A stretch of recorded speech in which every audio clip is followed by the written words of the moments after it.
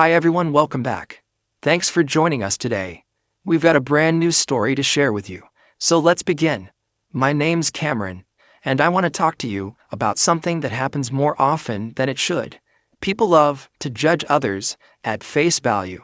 They size you up in a second based on what you're wearing, where you're standing, who you came with, and then decide what kind of person you are. Now you might be thinking, do people still act like that these days? And I wish I could say no.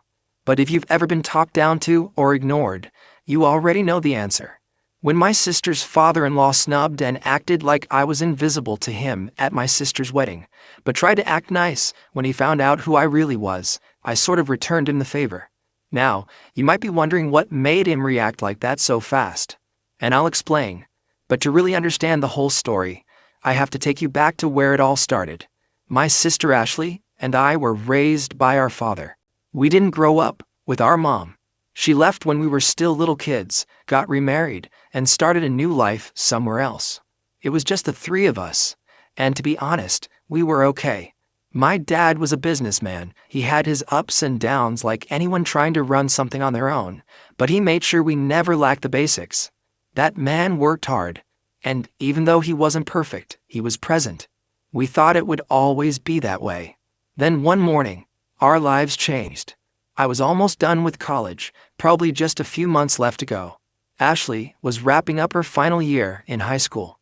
I still remember the phone call that morning telling me that there had been a car accident. Our dad didn't make it. You can't prepare for that kind of thing.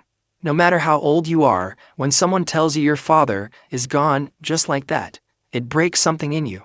I drove home in silence that day. Ashley was waiting for me. I was the one who had to tell her. She broke down right there in my arms. But the worst part wasn't even the grief. It was everything that followed. Turns out, my dad had some serious debts tied to the business. Loans, missed payments, and financial issues he must have been trying to fix quietly. Once the news of his death reached the banks, they didn't waste any time. They seized the house, the cars, the office building, everything. Within weeks, everything we had disappeared. There were no savings left. Just the clothes in our suitcases and two grieving siblings trying to figure out what the hell to do next. I'll never forget the moment after the funeral, when everyone had gone and it was just me and Ashley, and I remember thinking, this is it. That's when it really hit me. We are all we have left. After we buried my dad, I didn't have the luxury to grieve the way most people do. I was the only one left to take care of Ashley. While other students were planning graduation parties or internships, I was staring down a future where rent, food, and bills were all on me. I didn't know where to start, but I knew I didn't have the option to fail. I pushed myself to finish college, barely. I took on whatever jobs I could find. During the day, I was a student, and at night, I was everything else. Barista, delivery guy, temp office assistant, you name it, I probably did it. There were days I didn't sleep. I'd leave for work before sunrise and come back after midnight. My body was exhausted, but my mind never stopped racing. I had to make sure Ashley had what she needed. Every penny I made was stretched thin. Of course, trying to juggle all of that meant something had to give, and for me, it was my relationship.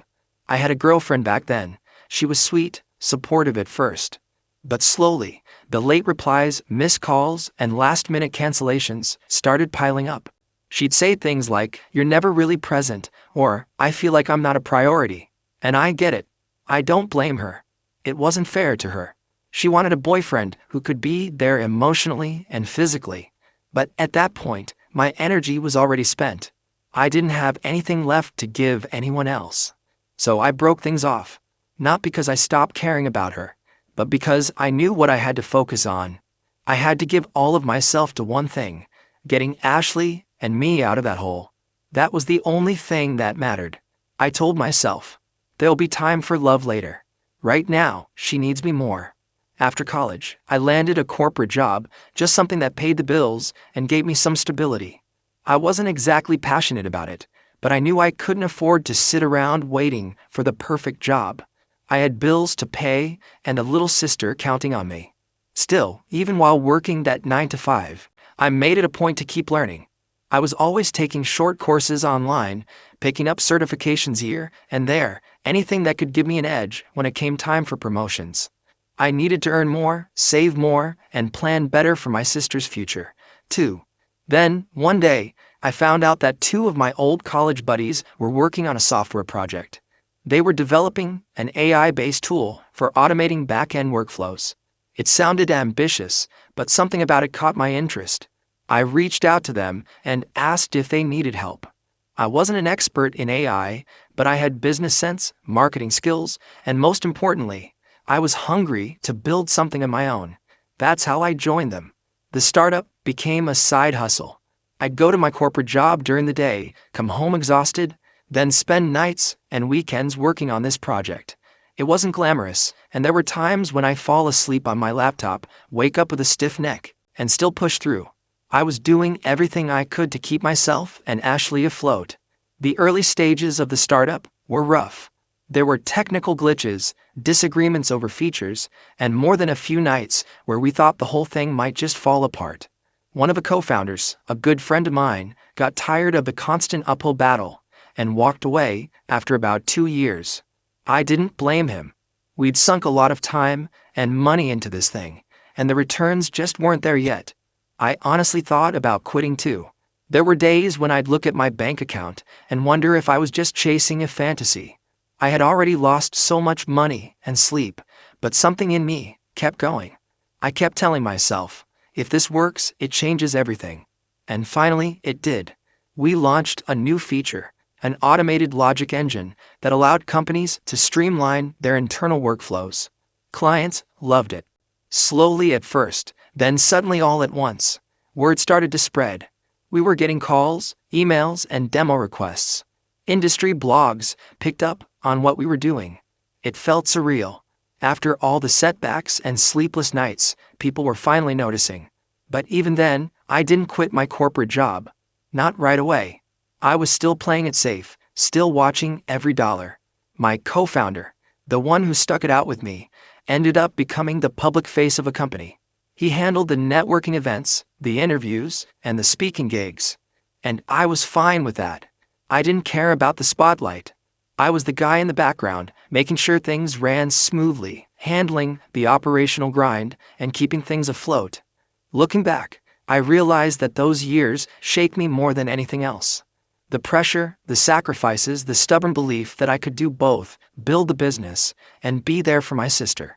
They all molded me into who I am now. So, one day, I had just gotten home from work.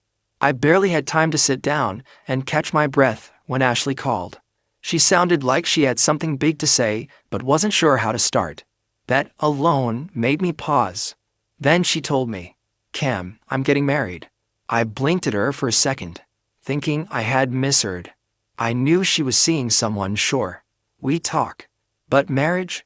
That soon? I'd barely even had time to memorize the guy's name. Naturally, I started asking questions.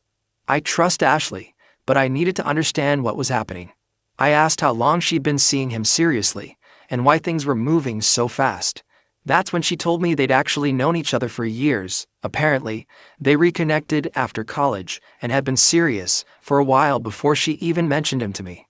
I could tell she was genuinely happy, and that matters more than my personal timeline of how things should go. She also said her fiancé wanted to meet me.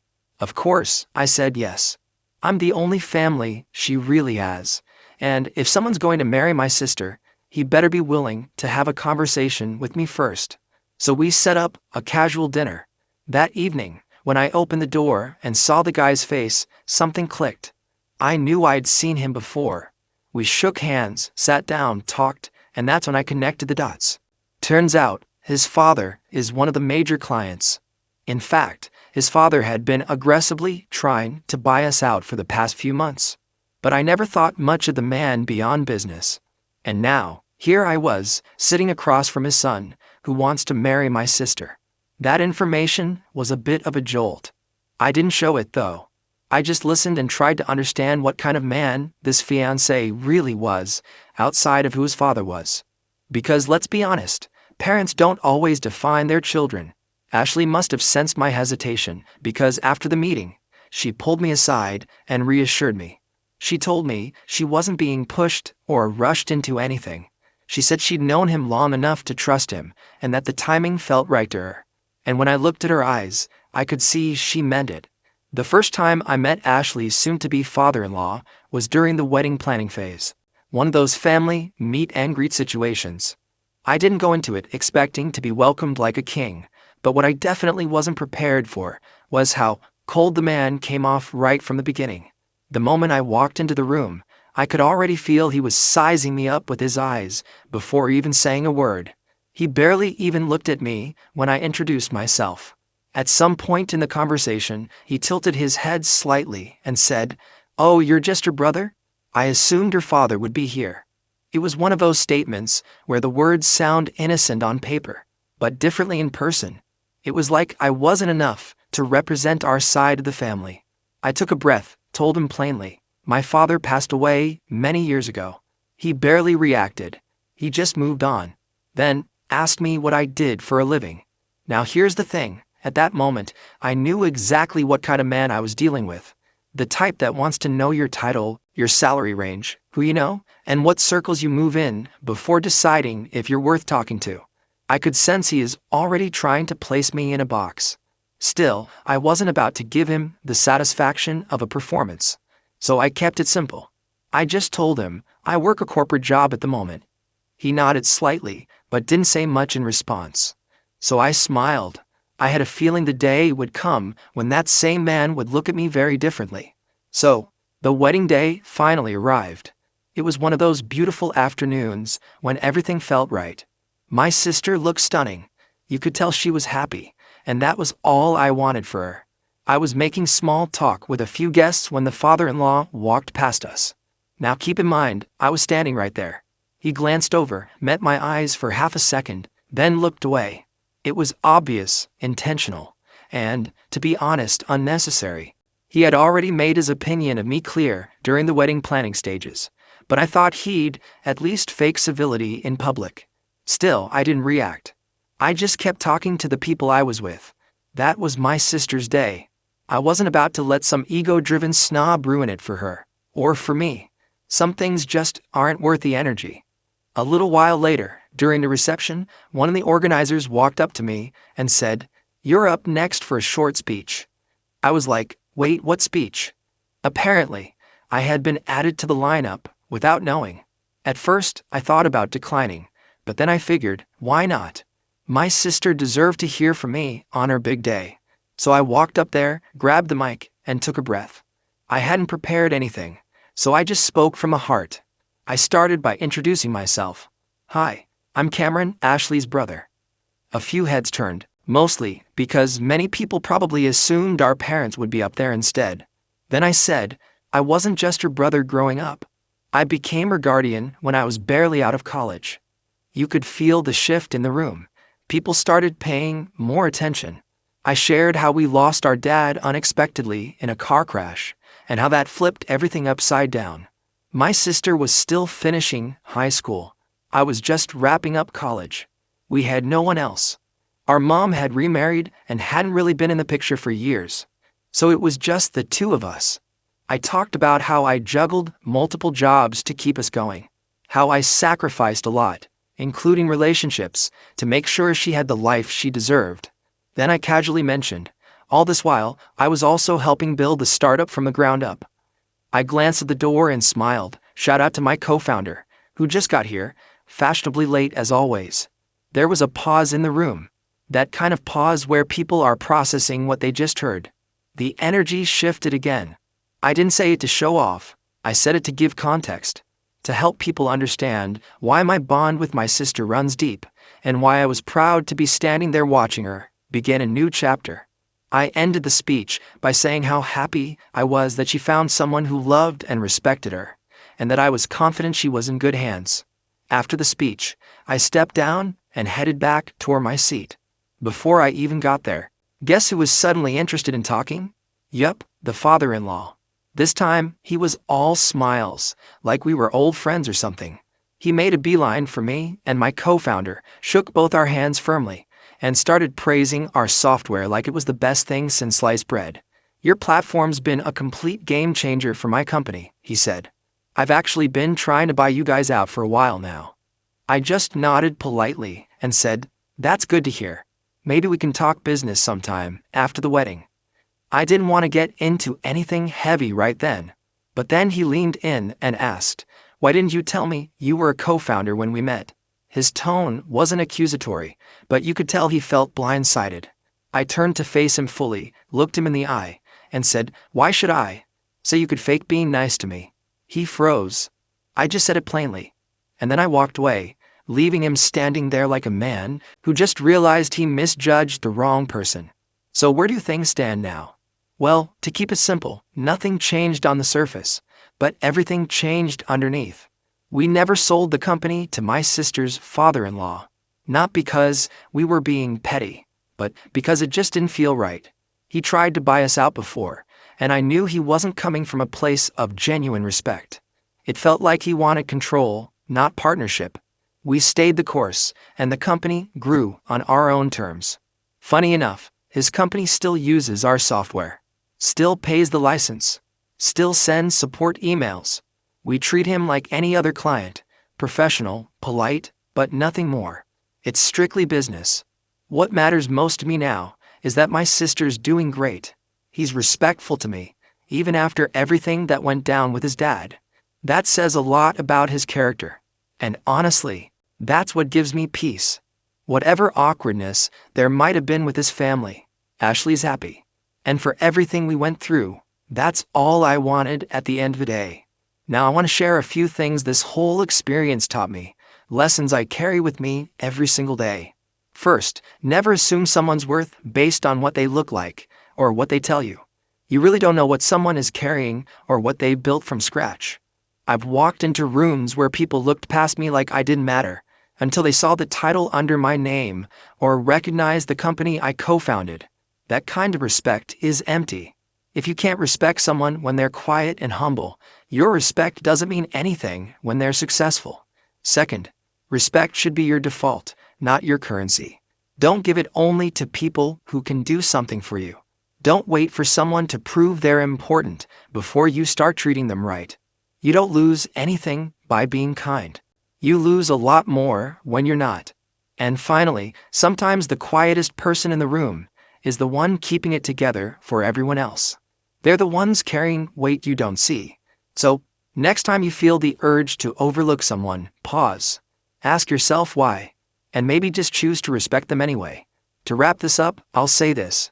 True respect isn't something you demand or buy. It's something you earn through how you treat people, especially when no one's watching. Status, money, power, those things fade or shift. But character sticks. The way you talk to people, the way you carry yourself, how you respond when you think no one's paying attention. That's the real definition of who you are. Everyone has a story you don't know. Be humble. If this story resonated with you, if it made you think or reminded you of something you've experienced, go ahead and like, share, and subscribe. Thanks for sticking with me, and I'll see you in the next one.